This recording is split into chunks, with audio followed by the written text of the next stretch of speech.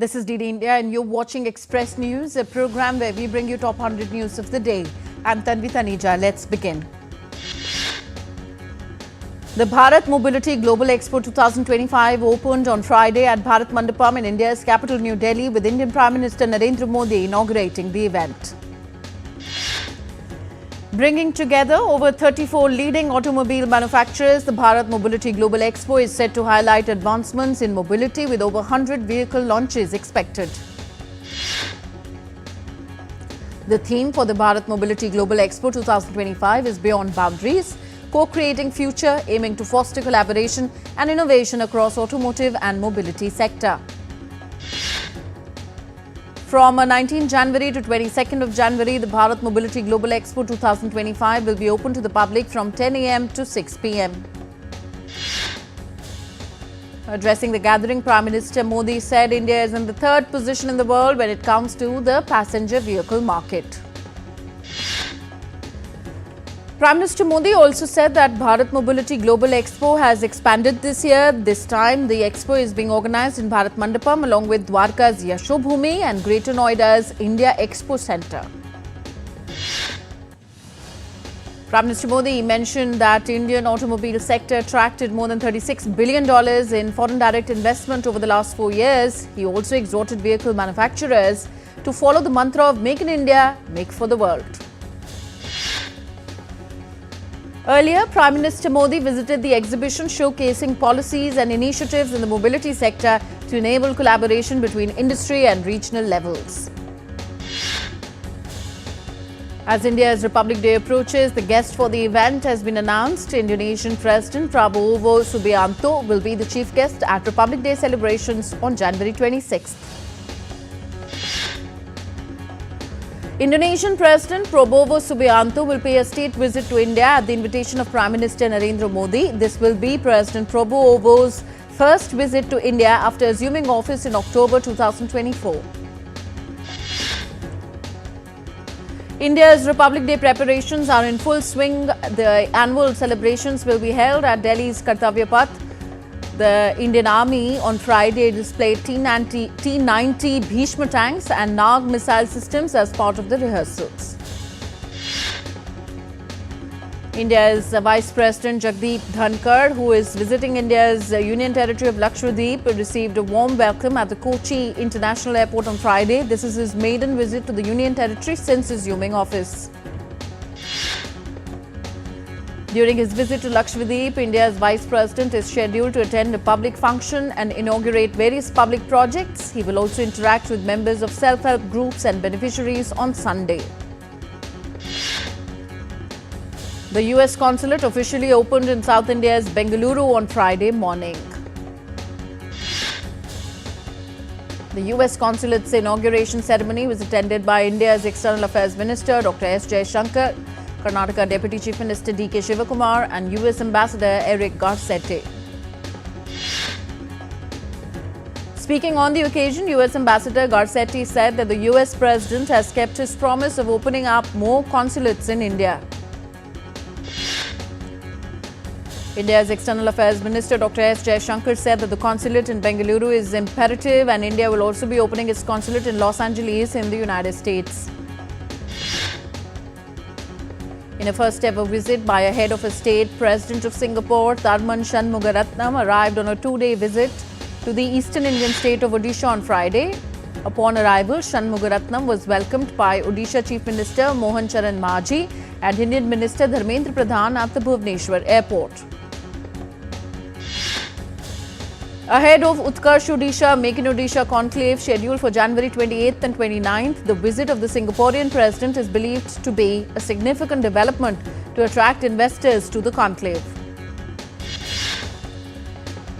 As elections in India's national capital New Delhi approach, BJP National President JP Nadda launched the first part of Viksit at Delhi Sankalp Patra in New Delhi on Friday for the upcoming assembly polls. In business news, at close, major indices Sensex and the Nifty declined on Friday, ending their three-day positive streak. So the BSE Sensex fell 423 points on Friday, closing at 76,619. The NSE Nifty ended lower by 109 points, closing at 23,203 points.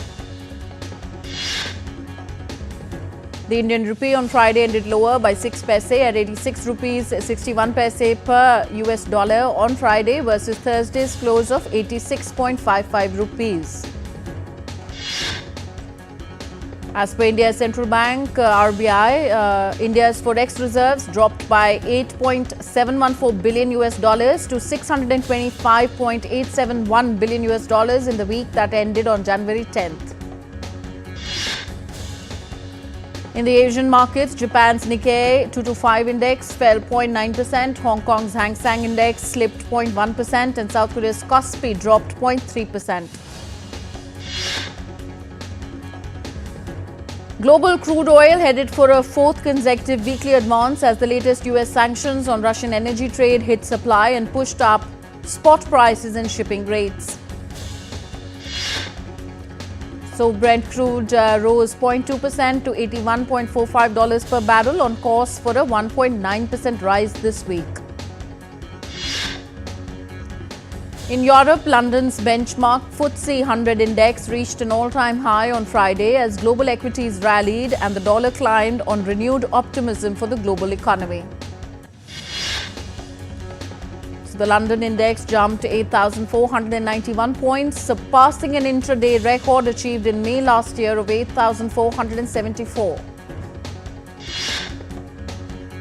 Israel's Security Cabinet on Friday approved the deal reached with Hamas for a ceasefire in Gaza and the release of hostages held there despite objections by far-right National Security Minister Itamar Ben-Gvir and Finance Minister Bezalel Smotrich. The office of Israeli Prime Minister Benjamin Netanyahu said a deal to release the hostages has been agreed on and that the release of Gaza hostages is expected to begin on Sunday. After the Israeli Prime Minister's office pointed towards the possibility of hostage release from Sunday onwards, French President Emmanuel Macron claimed that French-Israeli citizens are in the first group of hostages to be freed by Hamas. Russia and Iran are set to sign a comprehensive strategic partnership treaty on Friday during a visit to Moscow by Iranian President Masoud Pezeshkian, cementing ties between two of the world's most heavily sanctioned countries. Russia on Friday sentenced 3 lawyers who had defended deceased opposition leader Alexei Navalny to sentences ranging from 3.5 to 5.5 years in prison, finding them guilty of taking part in an extremist organization. Ukraine launched an attack on Russia's Belgorod region with 6 US-made ATACMS missiles on Thursday, as per Russian Defense Ministry on Friday. Meanwhile, France's President Emmanuel Macron was in Lebanon on Friday for a visit to meet his newly elected counterpart and offer support to leaders seeking to open a new chapter in the country's turbulent history. UN Secretary General Antonio Guterres on Friday said that peacekeepers have discovered over 100 weapons cache belonging to Hezbollah and its allies in South Lebanon since a ceasefire between the group and Israel. Police in South Sudan declared a nighttime curfew on Friday, the morning after anti-Sudanese protests in the capital Juba degenerated into looting. 29 South Sudanese citizens were killed in protests earlier in the week. Former Pakistani Prime Minister Imran Khan has been sentenced to 14 years in prison in a land corruption case by an anti-graft court. His wife Bushra Bibi has been handed over a 7-year prison sentence. The verdict was delivered from a prison court near Islamabad. The case involves land transfer to a non-governmental welfare trust set up by Khan and his wife Soleh. South Korea's Yoon refused questioning again. The anti-corruption agency is seeking to extend the detention of the impeached president. To keep Yoon in custody for longer, investigators need to request a court to approve a detention warrant for up to 20 days. Pro-Yoon supporters rallied outside the detention center protesting against his arrest. Cuba has freed jailed opposition leader Jose Daniel Ferrer in a landmark deal with departing US President Joe Biden. Ferrer is the most high-profile of the prisoners that Cuba began freeing. Over 30 people have been freed as part of the deal so far. Cuba has said it will continue to gradually release prisoners from its jails in the coming days and weeks. Mark Carney, the former head of Bank of Canada, has formally entered the race to replace Prime Minister Justin Trudeau as leader of the ruling Liberal Party. Mark Carney launched his campaign for the party leadership at a rally in Edmonton, casting himself as an outsider who was not part of Trudeau's unpopular government. French Prime Minister François Bayrou survived the first no-confidence vote in a National Assembly with 577 lawmakers. 131 lawmakers voted in favour of the motion. Venezuelan opposition leader Edmundo Gonzalez sought support in Costa Rica days after Maduro's inauguration. He criticized the current Venezuelan government's autocratic tendencies and their impact on the country. We are heading into a very short break here in Express News. Stay with us.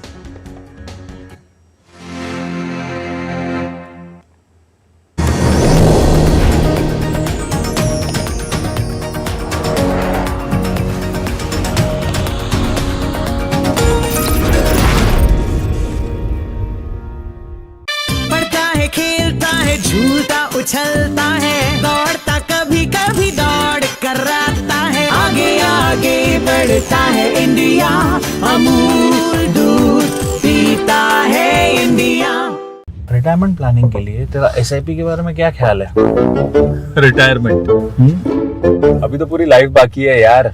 और तुझे नहीं लगता अगर retirement के बारे में अभी से नहीं सोचे तो आगे जाके प्रॉब्लम होगी? पर रिटायरमेंट के बारे में सोचना क्यों है इतना जरूरी? जब तक आप रिटायर हो जाएंगे महंगाई काफी ज्यादा बढ़ जाएगी और आपकी इनकम वो तो रुक ही जाएगी। इसीलिए आज ही म्यूचुअल फंड्स में एसआईपी शुरू कीजिए और हर महीने थोड़ा थोड़ा करके धन इकट्ठा कीजिए एक कंफर्टेबल रिटायर्ड लाइफ जीने के लिए। अधिक जानकारी के लिए अपने वित्तीय सलाहकार से परामर्श करें। LIC म्यूचुअल फंड द्वारा निवेशक शिक्षा की एक पहल। म्यूचुअल फंड निवेश बाजार जोखिम के अधीन है। योजना से संबंधित सभी दस्तावेजों को ध्यान से पढ़ें।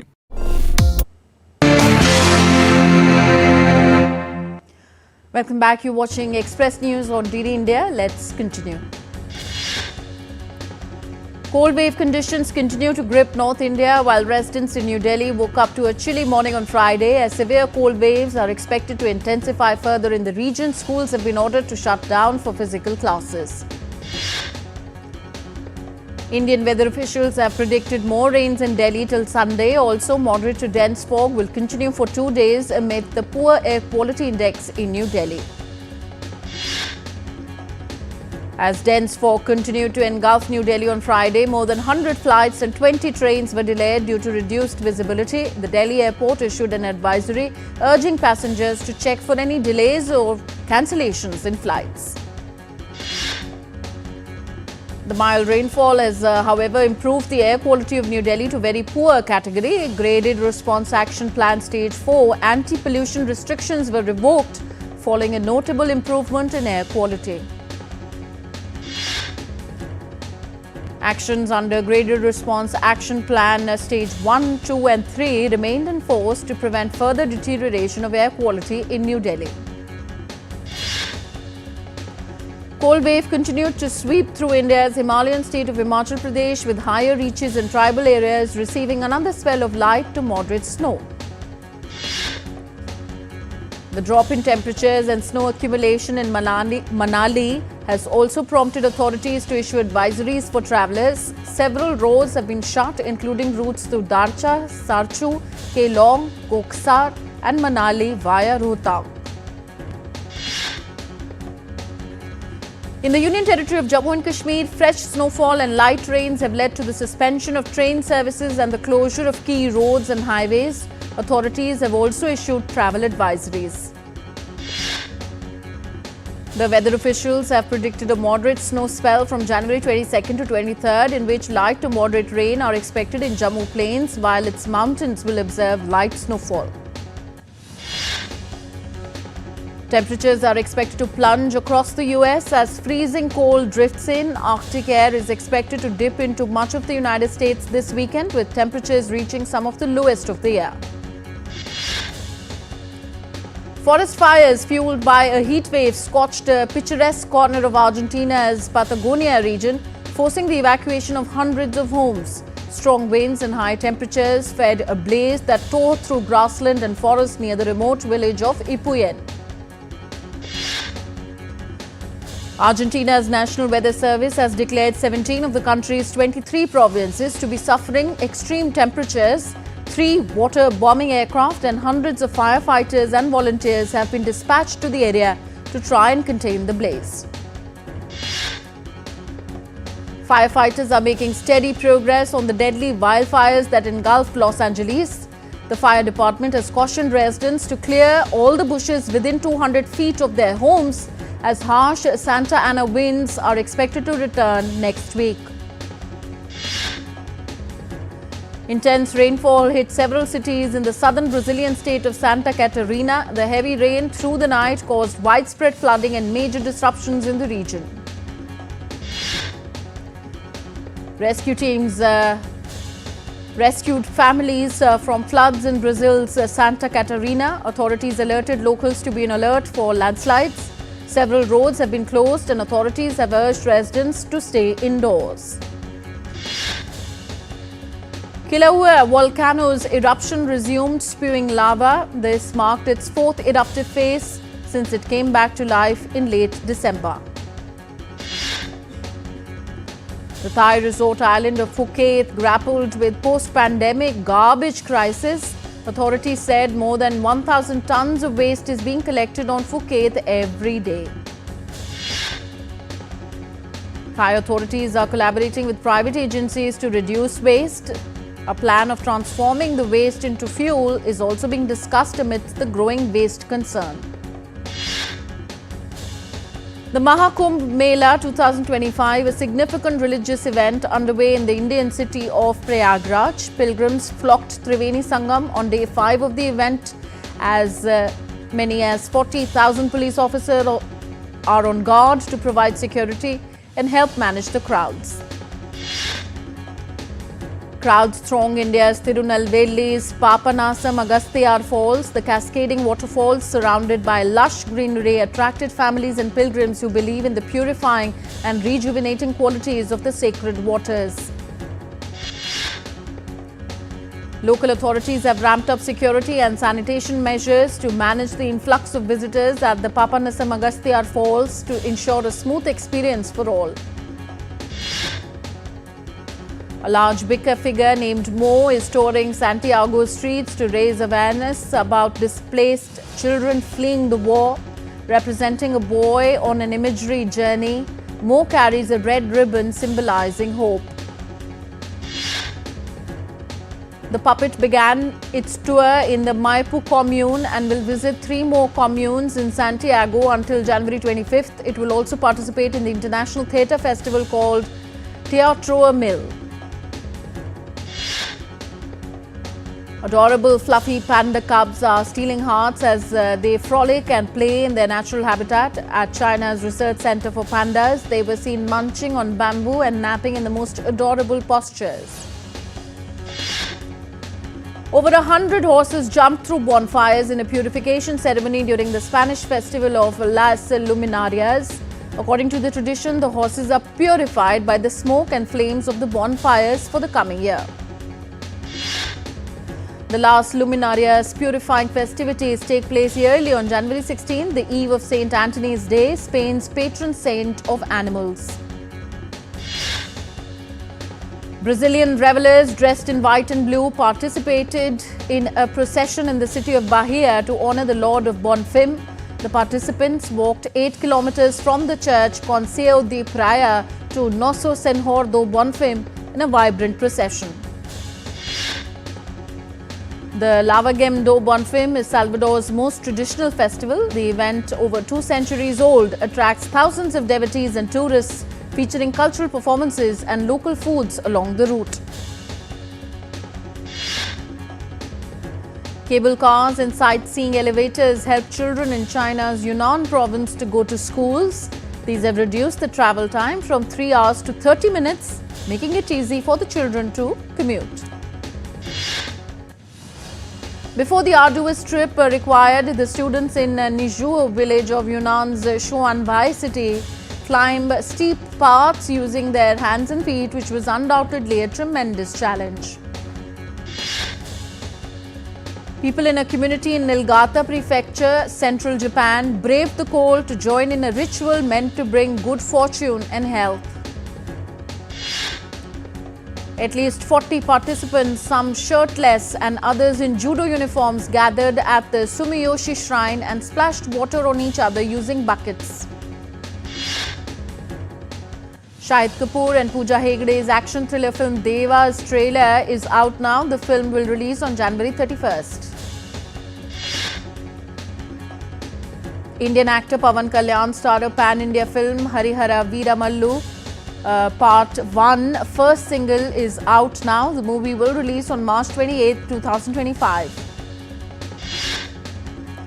Bollywood actor John Abraham is all set to come up with his film The Diplomat soon. The movie will be released in theatres on March 7, 2025. On to sports news now. Indian President Draupadi Murmu has conferred the National Sports Awards 2024 upon the athletes in New Delhi for their outstanding performances. President Draupadi Murmu conferred India's highest sports award on double Olympic medalist Manu Bhaker, world chess champion D. Gukesh, men's hockey captain Harmanpreet Singh and para-athlete Praveen Kumar. Spaniard Carlos Alcaraz stormed into the 4th round of Australian Open with a 6-2, 6-4, 6-7, 6-3 victory over Nuno Borges on Friday. Defending champion Arna Sabalenka reached the 4th round of Australian Open after a 7-6, 6-4 victory over Clara Towson. Two-time Australian Open champion Naomi Osaka retired with an injury during her 3rd round match against Belinda Bencic. 3rd seed Coco Gauff continued her rollicking start to the Australian Open with a 6-4, 6-2 win over Leila Fernandez to reach the 4th round. Novak Djokovic powered into the last 16 of the Australian Open on Friday. The 37-year-old overcame Thomas McCarsh 6-1, 6-4, 6-4. Jakub Mensic's Australian Open campaign has ended after he lost to Spain's Alejandro Fokina in 5 sets. India's Rohan Bopanna and his Chinese partner Shuai Zhang registered a straight-set win in the 1st round of Australian Open mixed doubles match. India will face Sri Lanka in the quarterfinals of the Kho-Kho World Cup in New Delhi on Friday after securing a 71-34 win over Bhutan. Indian Cricket Board has issued a set of guidelines to promote discipline, positive team environment and better performance from the players. The ICC Under-19 Women's T20 World Cup featuring 16 teams is set to begin from Saturday in Malaysia. England suffered an 86-run defeat by Australia in the 3rd and final one-day international in Hobart on Friday, losing the 3-match series 3-0. Erling Haaland has signed a 10-year contract with Manchester City on Friday, which will keep him at the club until 2034. Liverpool will take on Brentford in the Premier League match on Saturday. Forward Diogo Jota is in doubt for the match. That's it in this edition of Express News. Thanks for being with us. Namaskar.